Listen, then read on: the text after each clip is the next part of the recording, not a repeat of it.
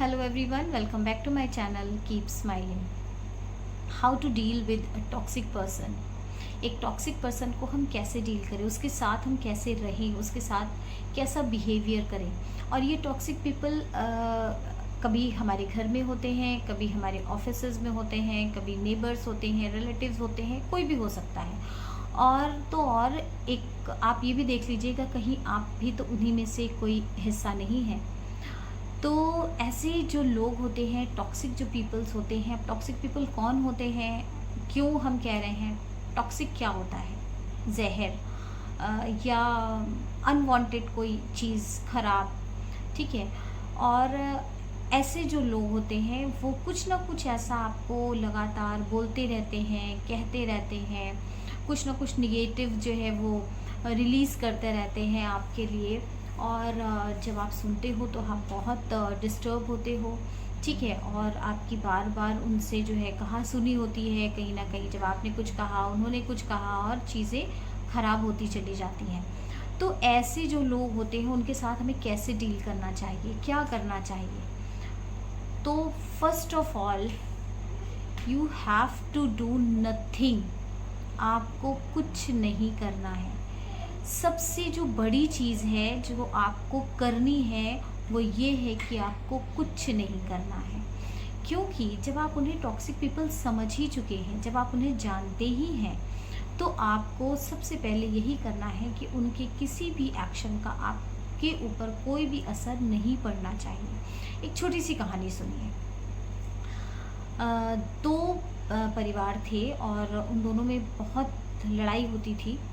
तो एक जो नेबर था वो दूसरे के घर में जा कर के डेली उसके घर के सामने बहुत ढेर सारा कचरा फेंक आता था, बहुत सारा कूड़ा फेंक आता था और वापस आ जाता था फेंक करके। और जो दूसरा व्यक्ति था वो क्या करता था कि वो 2 फूल ले जा कर के उसके घर के बाहर रख देता था। और ये डेली ये जो सिलसिला है इसी तरीके से चलता रहता था। एक उसके घर के सामने कचरा फेंकता था और दूसरा उसके घर के सामने फूल रखता था। किसी ने पूछा कि ये तो बहुत अजीब बात है, बहुत समझ नहीं आ रही है कि एक वो तो आपके घर के सामने कूड़ा फेंक के जाता है और आप जो है डेली उसके घर के सामने फूल रखते हैं। तो पता है उन्होंने क्या कहा? उन्होंने कहा जिसके पास जो होता है वो वही देता है ना। कितनी अच्छी सी बात। जिसके पास जो होता है वो वही देता है। अगर किसी के पास नेगेटिविटी है, किसी के पास उलझने हैं, किसी के पास खराब से शब्द हैं, किसी के पास हमेशा दूसरों को कोसने के लिए, गंदा बुरा कहने के लिए समय है, वो वही करेगा। तो अपने आप को देखिए कि हम उनके उस टॉक्सिक जो उनका आदत है, जो उनका व्यवहार है, उसके शिकार तो हम नहीं हो गए। क्योंकि कई बार होता है ऐसे टॉक्सिक पीपल के साथ रहते रहते, ऐसे पर्सन के साथ रहते रहते हमारा भी बिहेवियर कब चेंज हो जाता है ये हमें बिल्कुल पता ही नहीं रहता। क्यों नहीं पता चलता? क्योंकि जब वो कुछ कहते हैं तो रिएक्शन में हम भी कुछ कहते हैं, और जब हमने कुछ किया या हमने कुछ कहा तो वो जो टॉक्सिसिटी है जो अभी तक उन तक ही थी वो हमारे अंदर भी आने लगती है। और वैसे भी संगत का असर बहुत होता है, तो जब हम ऐसे लोगों के साथ में रहते हैं तो उसका असर भी होने की बहुत ज़्यादा चांसेस होते हैं। तो first of all what you have to do, you have to do nothing. कुछ भी नहीं करना है आपको। क्योंकि आपको जब आप उस पर रिएक्शन करेंगे तो बहुत देर तक आप अपने जो ओरिजिनल जो आपका व्यवहार है उसको आप रख नहीं पाएंगे। आप भी उन्हीं की तरह टॉक्सिक हो जाएंगे, जहरीले हो जाएंगे, गलत बुरे बेकार हो जाएंगे।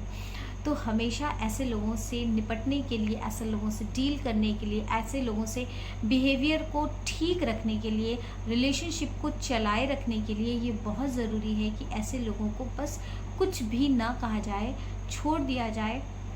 अब छोड़ने का मतलब ये नहीं होता कि हम उनसे बात ही ना करें, लेकिन जब भी वो कुछ भी ऐसा कह रहे हों तो हमारे लिए बेहतर यही होता है कि हम उन्हें उसी तरीके से उनको बोल लेने दें। थोड़े समय के लिए आप बहुत अच्छे लिसनर बन जाया करिए। क्या होता है कि जब वो बोलते हैं ऐसे लोग तो आप उनको जस्ट लिसन देम, और आप सुनने के बाद थोड़ी देर बाद उसको भूल जाइए। दूसरी बात, लेट योर ईगो गो।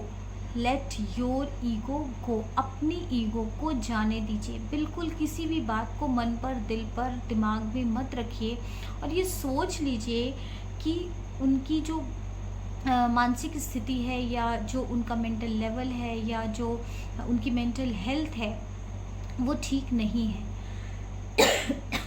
तो इसलिए ये बहुत ज़रूरी है कि ऐसे लोगों से डील करने के लिए हमें कुछ नहीं करना है, बहुत अच्छे लिसनर बने रहना है, अपने ईगो को बीच में नहीं आने देना है।